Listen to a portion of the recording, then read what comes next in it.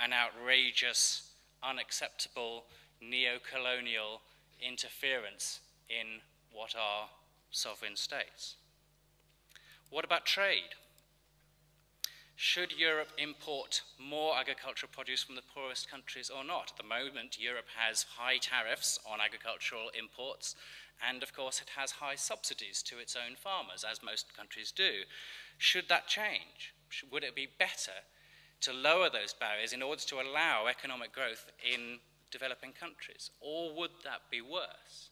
And China is relevant here because China is doing that. China is importing food grains from Africa, from poor countries in Asia. Is that helpful? Is it stimulating economic growth? Yes, to some extent, but then it's also involving Chinese purchase of land. Who regulates purchase of land at the global level?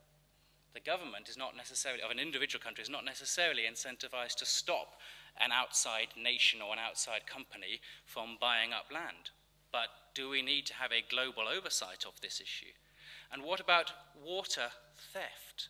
If we import food produced in Africa, that means the water in countries where water is scarce is being used to produce food for consumption outside of those countries. Is that ethically justifiable? Whose sustainability, therefore, counts? Should we be most concerned with sustainability in an environmental sense? Should we be most concerned about sustainability of production? Or should we be most concerned about the sustainability of distribution of consumption, a political economy approach? Should we be more concerned about Malawi's sustainability versus the UK's sustainability? Well, I think that's the easiest bit, but what about, should we worry about Malawi's sustainability or should we worry about global sustainability?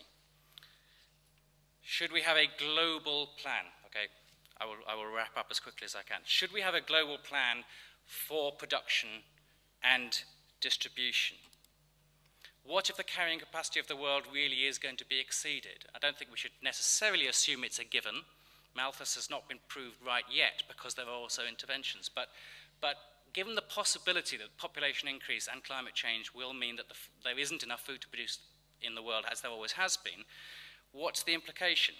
Who will win and who will lose? If it will completely transform international relations, if food exporting nations, who have always had bad terms of trade relative to industrial nations, start becoming the holders of the most valuable commodity. Argentina, Brazil will become incredibly powerful nations. So will Kazakhstan, Russia. Quite scary, isn't it? The USA and Canada will continue to be very important.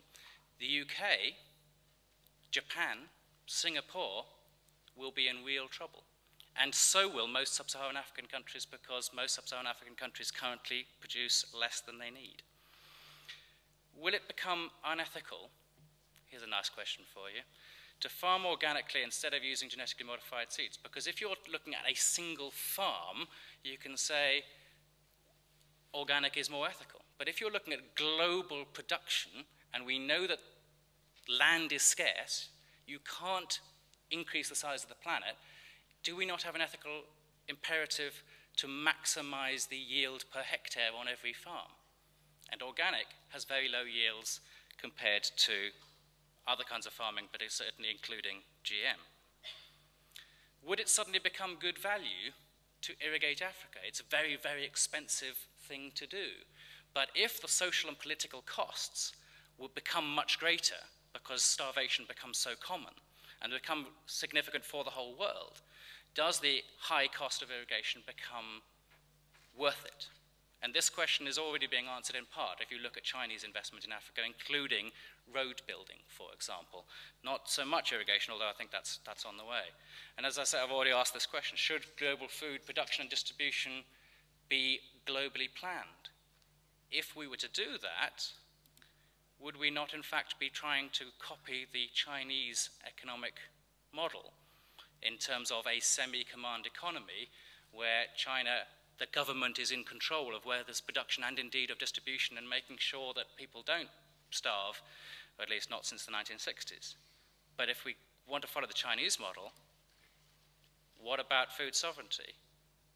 If you have a planning system which is global. We're taking away the responsibility and the opportunity for governments.